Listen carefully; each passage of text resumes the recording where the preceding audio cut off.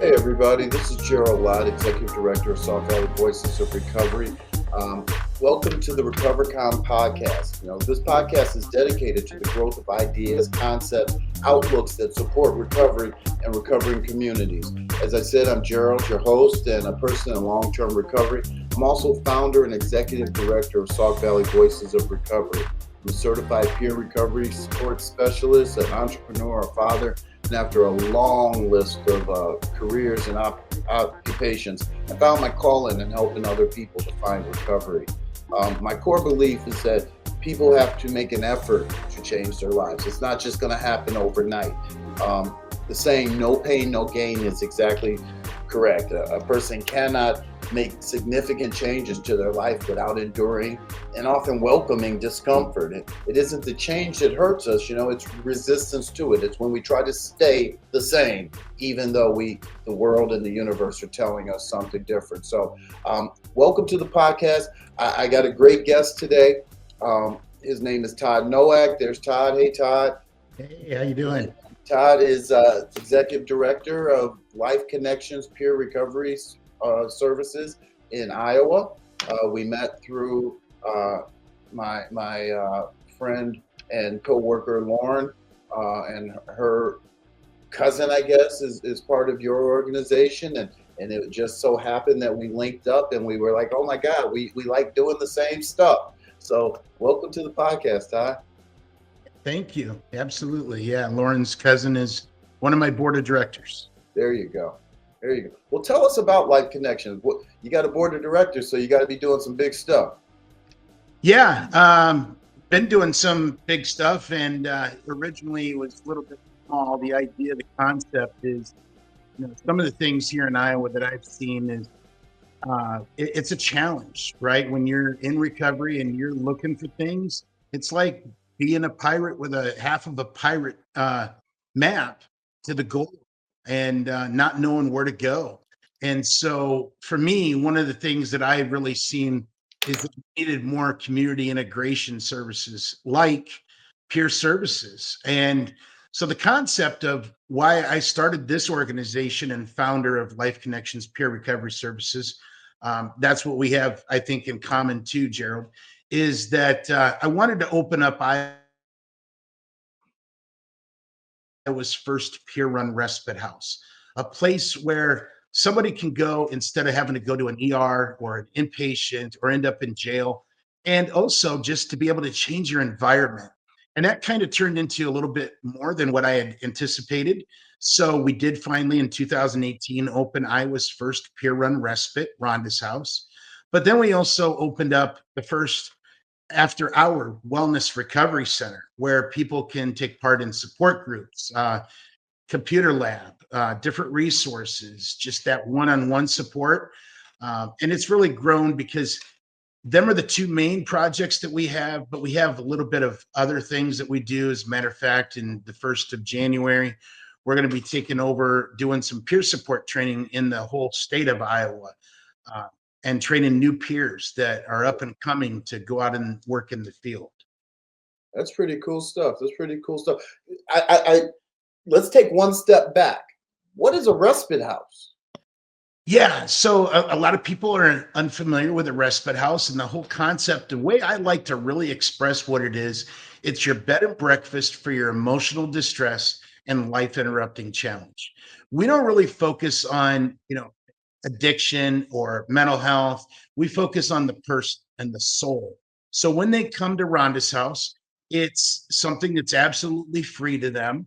They come in and they get their own room. They get a lockbox to the room where they have, like, for personal or even medication. They have a nice bed, dressers, things like that. Nice 70-inch TV. We have a support dog, Yoda, a little pug that's very supportive. We have an arts and crafts room. We have resources galore, but it's really where you can go and let's just imagine that you've not got any sleep because of the surroundings that you're in and you need some sleep. If people need to come and they just need to sleep and that's going to help them in their recovery, then we let them do it. If they come and they're wanting to find out more treatment options or something like that, we do it. If they're coming and they're grieving over some trauma, we support them with that trauma, whatever that looks like to them. But the biggest thing is it's filled with nothing but staff that are people in lived experiences. Mm, So my staff has experiences in co-occurring disorders, they have mental health, they have just addiction, they all this. So really it's we serve the soul for whatever the soul is deprived of. that's lovely, man. Thank you. I was actually there. I got to visit the home, and it's a beautiful, very comfortable. Uh, it felt like my grandma's house. It just felt like a place where you could take the stress of the world off your shoulders for a moment. Well, So thank you. honestly, Gerald, a lot of people, so it's a 7-day stay. They're free to Uh-huh. come and go as they want as well. But that 7-day stay, at the end of it, it's we share a lot of an emotional tears because people have never experienced anything like this. And they don't want to leave, right? They don't want to leave because they've never felt the support like they felt when they come to Rhonda's house. Right. So Todd, are you in recovery yourself? I am. I'm a person in recovery of physical disability. I've had 3 back surgeries, a neck replacement, 2 knee replacements, and I previously was in sales and management. I ran rent to own stores for 18 years and then injured myself and had to go off work at 39 years old. And then also with the pain that I've had, led to some addictions of some narcotics that I was prescribed. Like in the past, they described them like they were just Tic Tacs, and then led to some other bad drugs and alcohol. And then when I went off work, that really caused some depression and self worth. So yeah, I'm like to say that it's for me, it's a physical, it's an addiction, it's a mental health, and it's a spiritual thing that I'm in recovery from. Right on. Well, listen, man. You said something interesting. It sounds like you had the more medical addiction that we see. People are prescribed something and it gets out of hand. I had the more. I like to party. Ever since I was young, and it got out of hand. But it's so funny you brought up the pirates, because one of the things I used to think about, when I was new to recovery, was I just was drawn to excitement, chaos, and nonsense, and I remember telling sponsees, there was a time that if I was sitting up by the river and a pirate ship rolled into town, I'm the guy that wants to jump on the pirate ship and see what they're up to, and get into trouble. And that that chaotic lifestyle that our addictions bring, it it it almost becomes more of the drug than the drug, right? People are addicted to the chaos, the crime, and arguing and bickering, and just that whole thing. And so when they find a place like Rhonda's house, or they find a place like your center in Clinton, where they can just come and find peace, and find structure, and a welcoming hand, and maybe a sandwich, or a hat when it's cold. It sometimes rubs people the wrong way, huh? Yeah, oh, absolutely, because people are used to that chaos, like you said, right? They're not used to that structure. I can tell you that I've worked with other organizations that, well, this person just doesn't have structure. Well, if they've never been taught structure, then how do we expect them to have structure?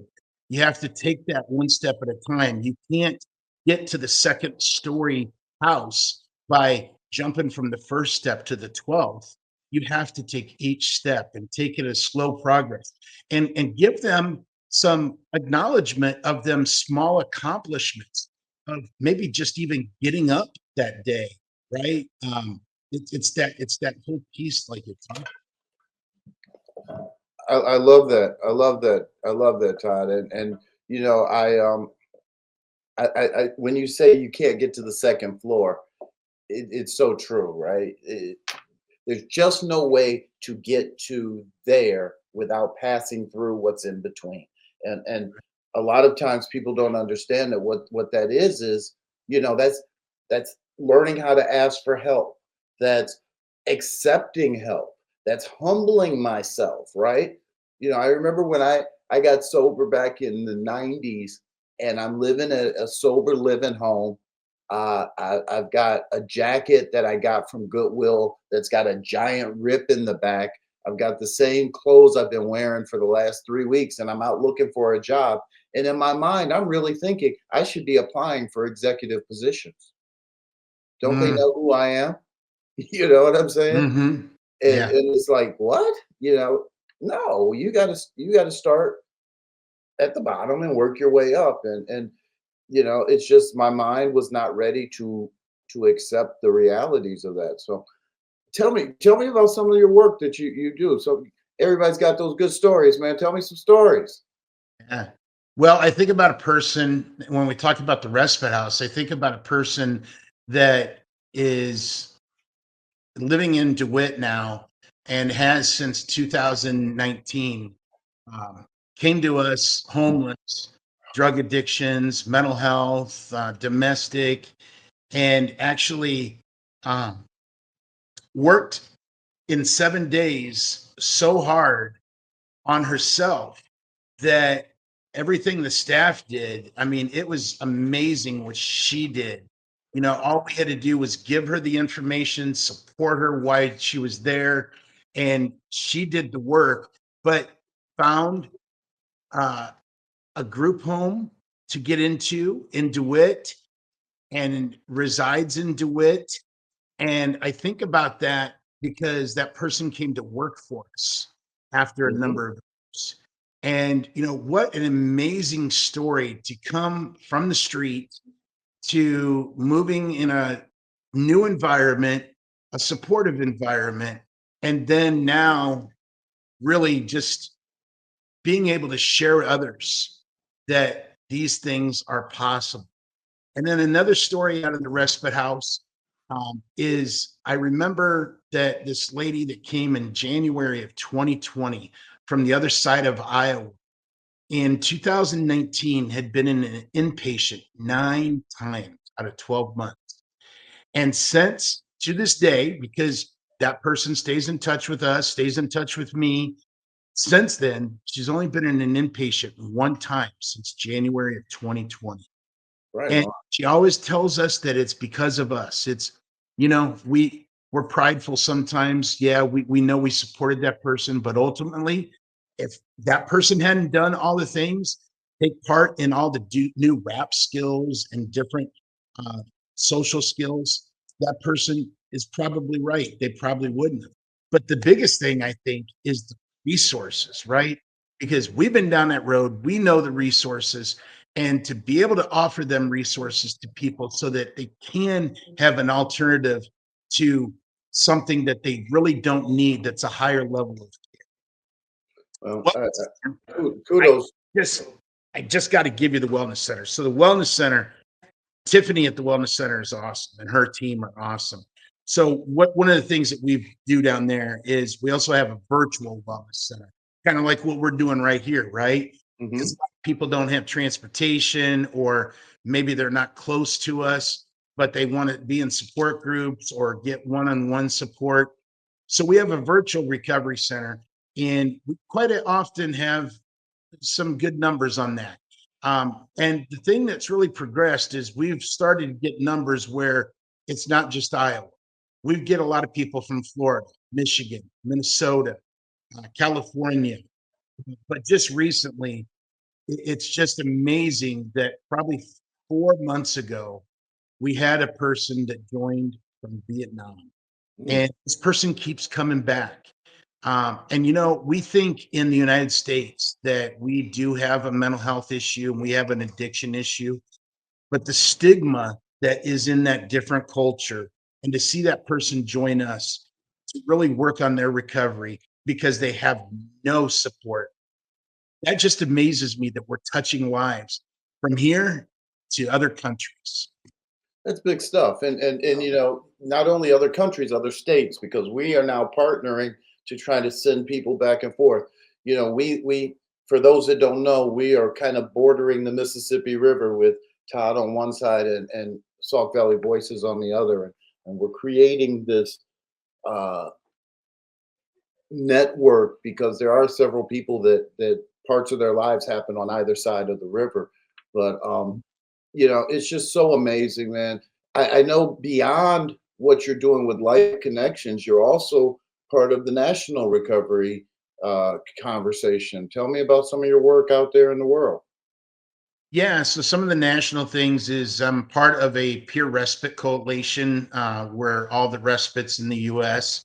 At 33 states that we have, they are uh, working with SAMHSA right now because SAMHSA's never had um, funding for peer respites, and SAMHSA's finally starting to look at that.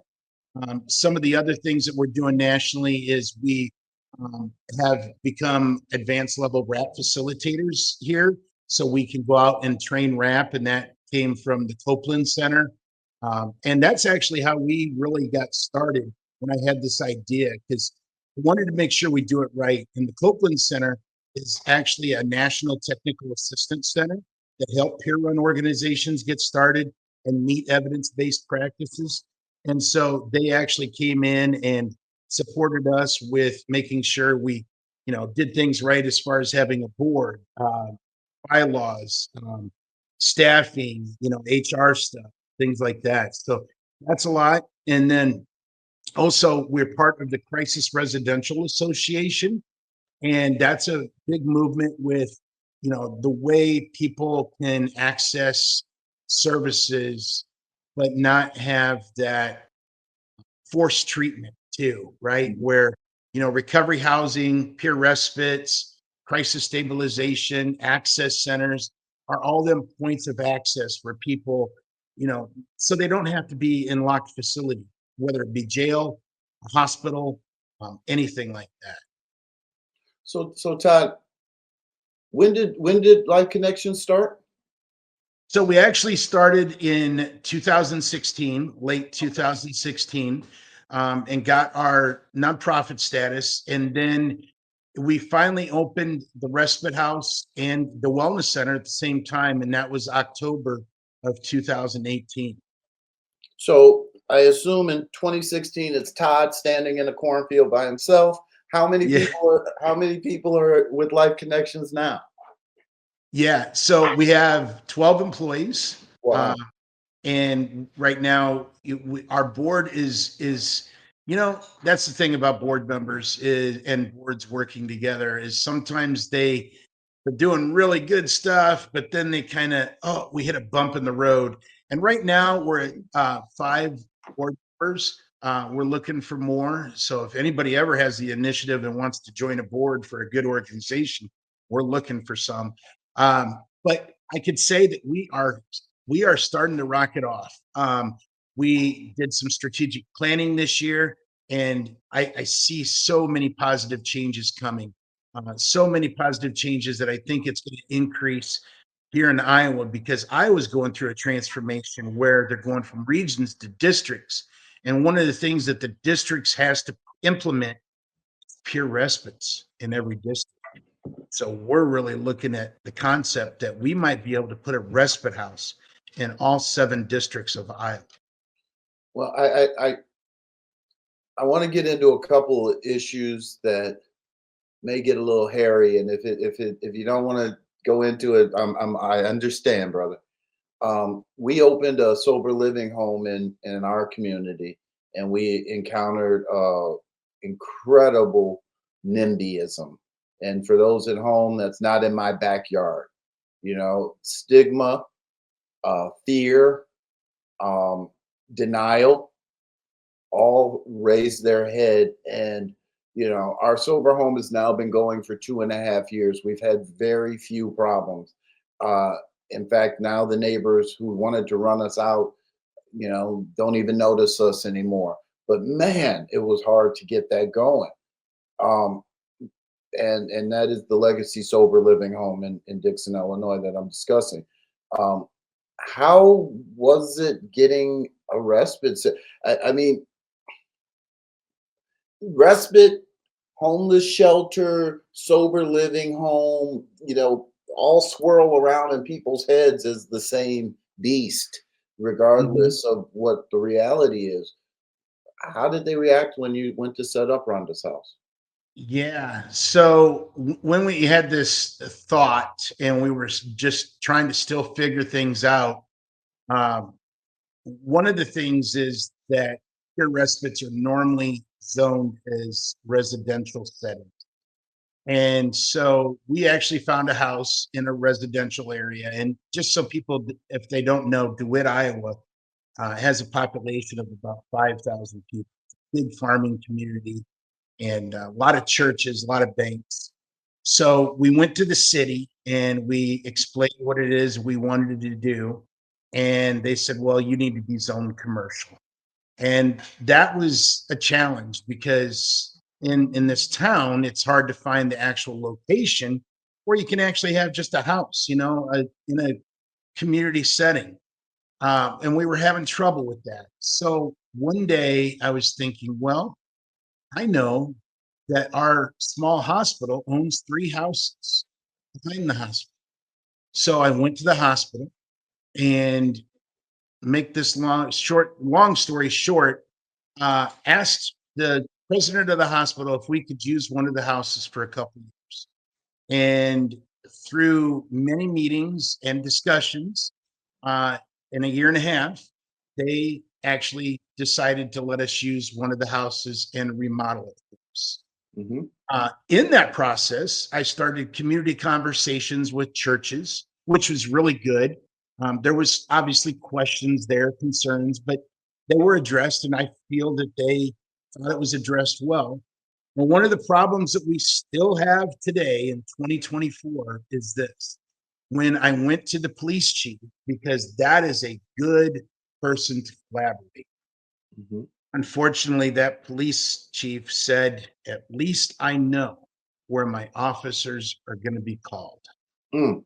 And I'm like, you don't get the concept. You don't understand.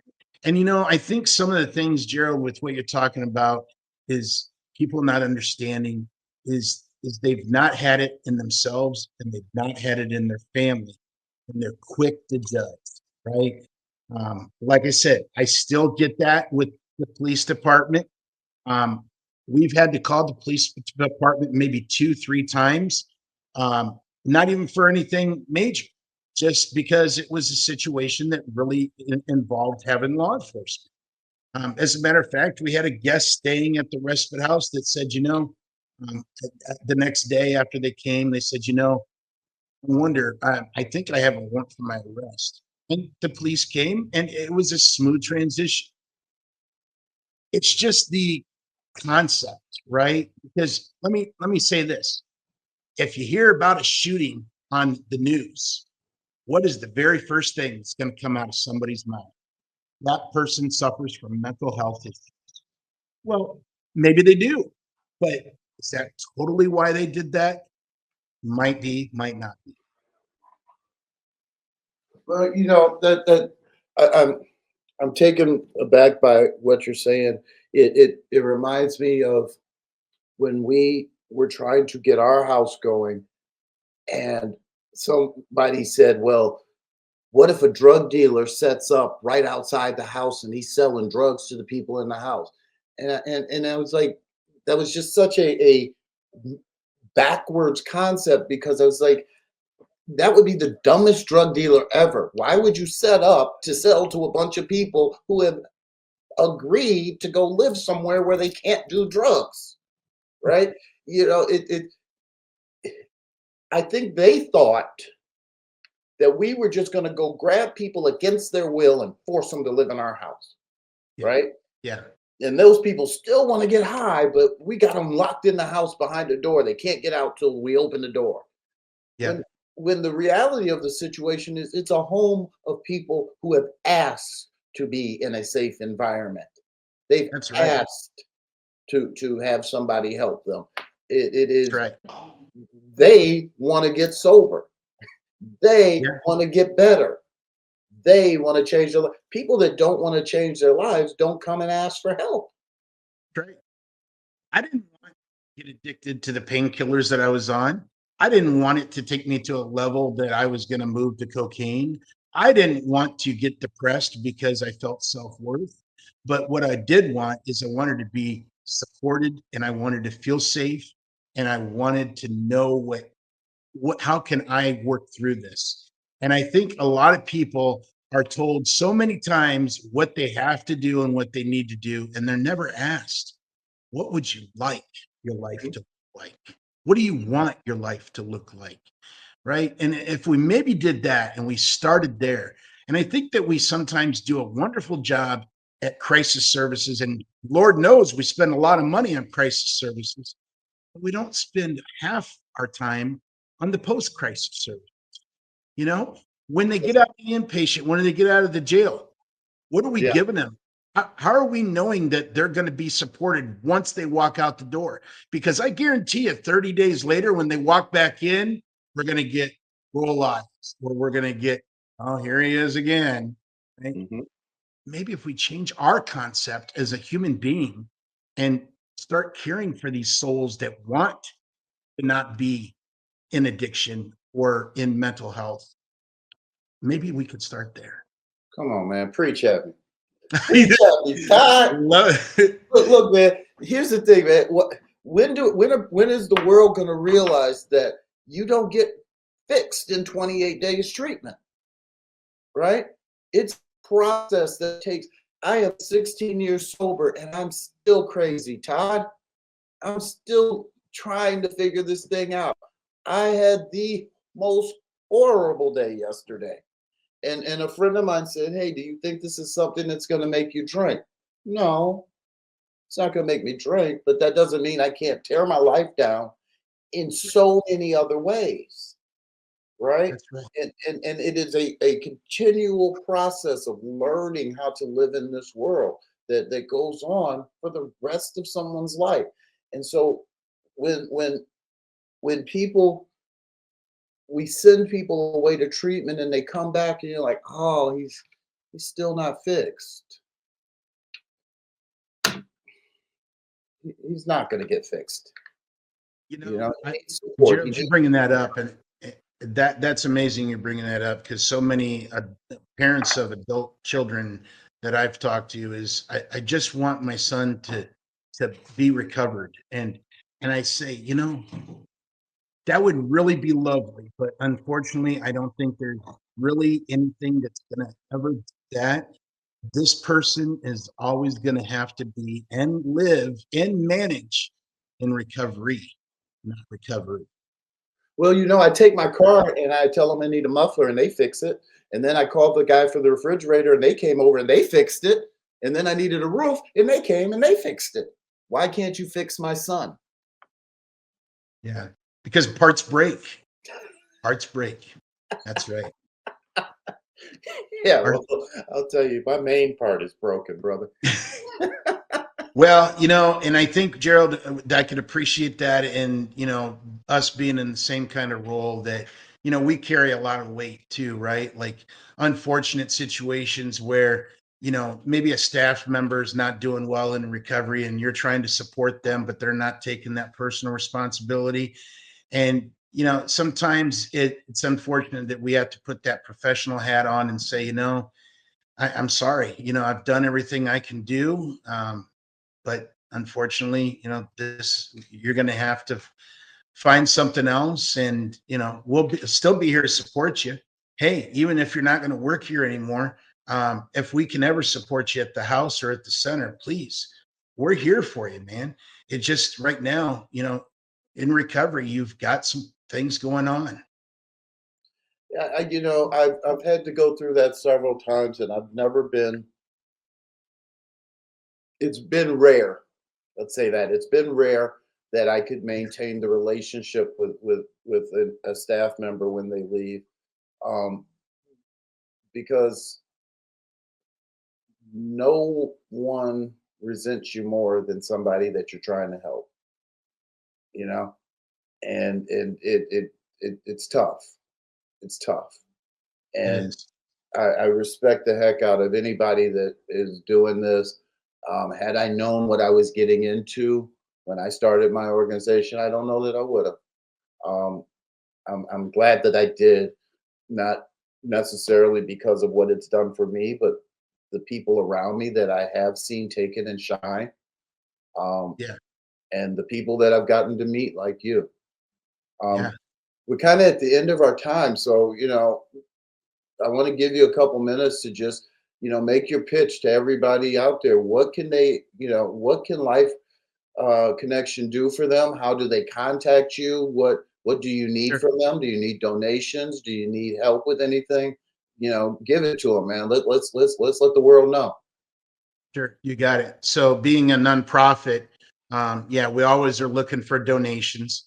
And I think about that is in the concept of, in our own house, right? So toilet paper, um, laundry soap, hygiene products, all these kind of things, trash bags, different you know, bedding, you might need pillows, things like that. Recovery center, they often are so enthused when they get donation of crafts or books or puzzles or games or things like that.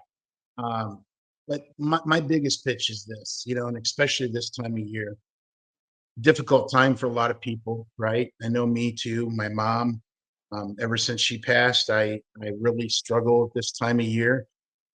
Think about this: you're going to see a lot of clouds out there, folks, and trust me, it's going to be hard to see the sunlight. But here, if you could just bear with me for a minute and think about this, you know, all them clouds, all our life's troubles, they're all our negativity that's within us and that surrounds us, right? But if you take a minute and you just find that little glimmer of sunlight in one of them clouds, I want you to stop and for even 5, 10 minutes, just stare at that. And I think you'll be amazed on how big it starts to get, right? Well, our recovery and people's recovery is just like that, right? I mean, it's so easier to stay in the clouds. It's right there. I can access it. Give me my drugs. Let me be depressed. Let me have more medication. All these things, right? But to stare at that light 5 to 10 minutes and to see it get bigger, that's the work. That's the work of recovery. And we can help you. Also, Gerald and Sauk Valley Recovery, Voices of Recovery can support you. All you have to do is you have to take that first step. It's a hard step, but trust me, we're in recovery too. And that's to call us, to reach out to us, to email us, go to our website, go to their website. We're here for you.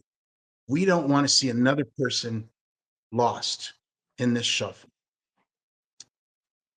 Man, that's beautiful words, and I so appreciate that, and I appreciate everything you do. Um, you know, I Appreciate can't, I you, can't, brother. I can't even. I'm getting misty over here, brother. What are you doing to me? But here's the deal, that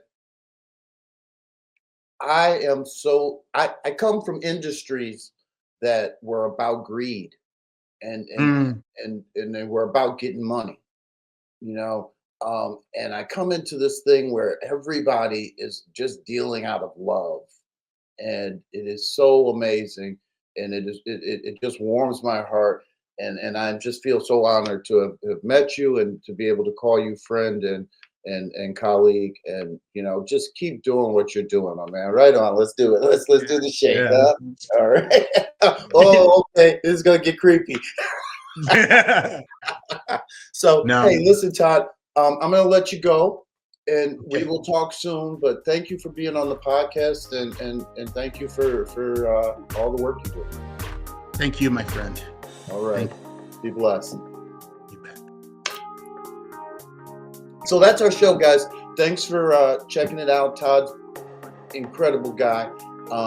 You've seen his information there. Shoot him an email, give him a call, check out their website, or give us a call. Our number is 779-707-0151. Our website is svvor.org. I see it down at the bottom there. Check us out on Facebook. Check us out on TikTok. Just check us out. Until next time, be safe.